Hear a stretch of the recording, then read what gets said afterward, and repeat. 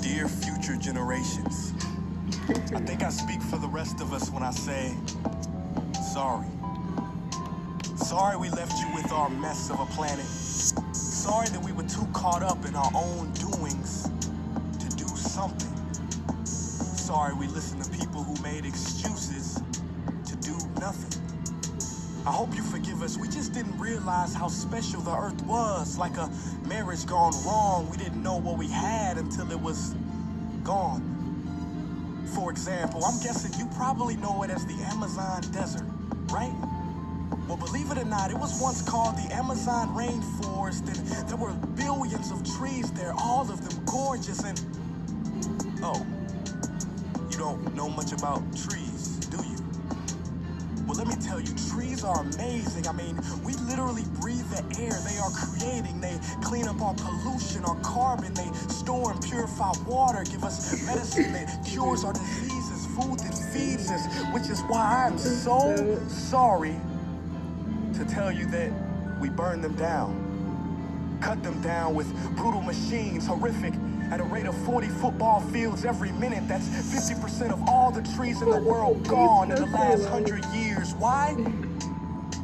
For this. And that wouldn't make me so sad if it weren't so many pictures of leaves on it. You know, when I was a child, I read how the Native Americans had such consideration for the planet that they felt responsible for how they left the land for the next 7 generations. Which brings me great sorrow, because most of us today don't even care about tomorrow. So I'm sorry. I'm sorry that we put profit above people, greed above need, the rule of gold above the golden rule. I'm sorry we use nature as a credit card with no spending limit, overdrafting animals to extinction, stealing your chance to ever see their uniqueness or become friends with them. Sorry we poison the ocean so much that you can't even swim in them. But most of all, I'm sorry about our mindset, because we had the nerve to call this destruction progress. Hey, Fox News, if you don't think climate change is a threat, I dare you to interview the thousands of homeless people in Bangladesh. See, while you were in your penthouse nestled, their homes were literally washed away beneath their feet due to rising sea levels. And Sarah Palin, you said that you love the smell of fossil fuels. Well, I urge you to talk to the kids of Beijing who are forced to wear pollution masks just to go to school. See, you can ignore this, but the thing about truth is, it can be denied, not avoided.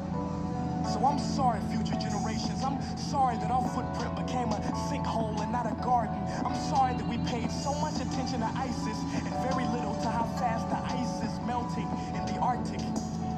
I'm sorry we doomed you, and I'm sorry we couldn't find another planet in time to move to. You know what? Cut the beat. I'm not sorry. This future, I do not accept it. Because an error does not become a mistake until you refuse to correct it. We can redirect this. How? Let me suggest that if a farmer sees a tree that is unhealthy, they don't look at the branches to diagnose it. They look at the root. And not to the branches of government, not to the politicians run by corporations. We are the root. We are the foundation. This generation, it is up to us to take care of this planet. It is our only home. We must globally warm our hearts and change the climate of our souls and realize that we are not apart from nature. We are a part of nature. And to betray nature is to betray us. To save nature is to save us. Because whatever you're fighting... Like, at this point, This is Avatar. For racism or poverty, feminism, gay rights, or any type of equality.